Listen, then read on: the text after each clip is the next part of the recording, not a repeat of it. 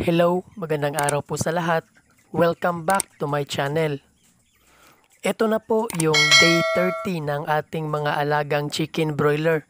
Ngayong araw po na ito ang pag-start natin na mag-harvest ng ating chicken broiler. At dahil dressed chicken yung order sa atin, ay magkakatay po tayo ng mga manok. Ito po yung kailangang ihanda bago tayo magkatay. So yung malaking kaldero, mga panggatong, lamesa, kutsilyo, yung mga sapin at ang ating sarili. Kailangang i-ready din natin ang ating mga sarili kasi hindi ho biro yung pagkatay ng mga manok, lalo na kapag maramihan at lalo na kung baguhan pa lang tayo sa pagkakatay. Ready na po yung aking asawa sa pagkatay at may hawak na po siyang kutsilyo. Yung petsa po nito ay October 1, 2022. 11:44 PM po yung oras.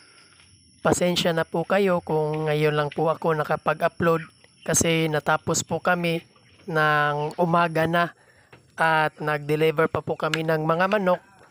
Pagkatapos po ng araw na yun, na-busy na po ako sa mga sumunod na linggo at sinikap ko po ngayon na makapag-upload po talaga ako. Hindi ko na po pinakita kung paano natin pinatay yung mga manok kasi masyado pong maselan. Sila po yung tumulong sa atin. Shoutout po sa kanila si Noel, Ronnie, Charles, Euben at sa aking asawa na sa mga oras na yan ay tulog na sana. Gumamit po kami ng net bag para mapabilis yung paglinis ng mga manok. Mano-mano lang po yung pagkatay at paglinis ng mga manok dahil wala pa po tayong plucker machine. Tiis lang po muna tayo sa mano-manong pagkatay. Dapat may malaki din po tayong balde para sa paglilinis ng mga manok. Mayroon po ako ditong 4 na balde. Nilinis po ng mabuti ng aking asawa yung mga manok. Pagkatapos ay i-transfer na sa isang balde para kukunin na yung mga lamang loob ng mga manok. Dapat yung tubig na pinapainit natin ay hindi kukulo o katamtaman lang yung init para hindi masira yung balat ng mga manok.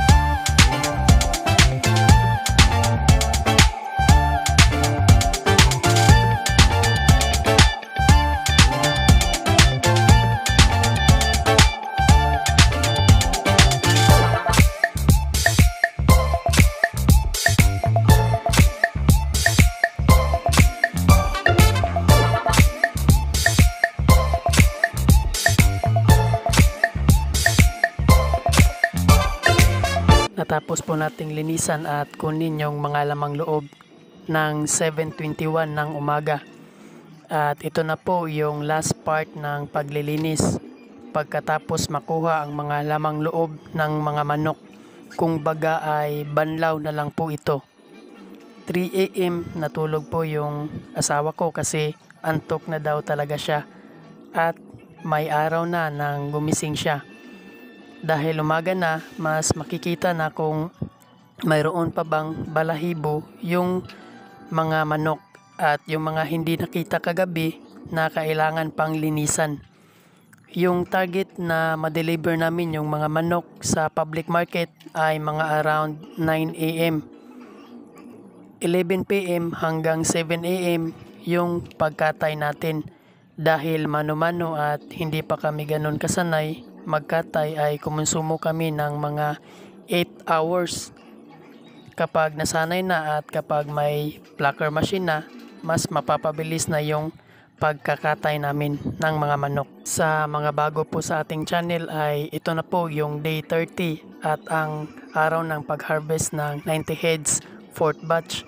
At mayroon po akong daily videos mula arrival hanggang sa day 29. Sana'y panoorin nyo po yung ating video mula arrival para makasunod po kayo at magkaroon po kayo ng idea sa pag-aalaga ng chicken broiler.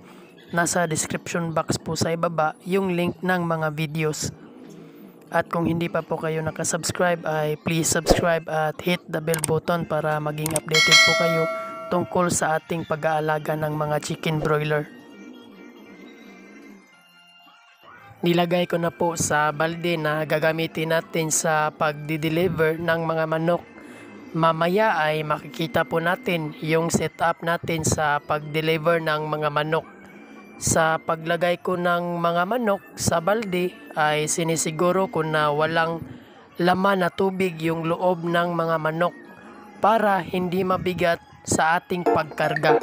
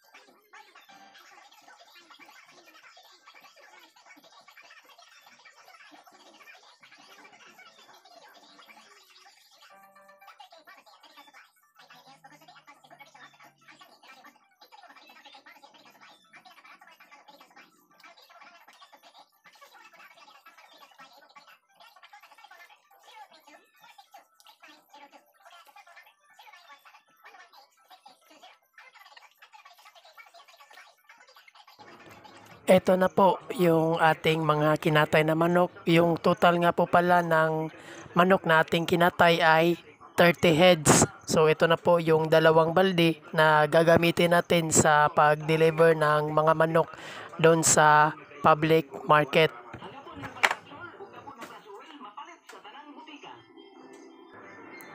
At ito naman po yung setup natin sa ating motor na gagamitin natin sa pag-deliver ng mga manok. So nakatali po yan ng maigi para hindi po yan aalog-alog kapag nagbebiyahe na po tayo papunta dun sa public market. At nandito na po tayo sa Medellin Public Market. Dito po natin i-deliver yung ating mga manok. At ito na po yung pagtitimbang natin sa ating mga manok. Shoutout nga pala kay Ma'am Isay dito sa Medellin Public Market. Siya po yung ating buyer ng mga manok at yung ating suki. At kung gusto nyo po ng mga fresh na manok ay punta lang po kayo dito sa Isay Meat Shop dito sa Medellin Public Market. Hindi lang po dressed chicken yung binibenta niya, nagbebenta rin po siya ng mga karning baboy at iba pa. Yung presyo nga po pala ng dressed chicken ay bumaba. Dati yung kuha po ni Ma'am Isay ay 167 per kilo, pero ngayon po yung kuha po niya ay 145 per kilo na lang.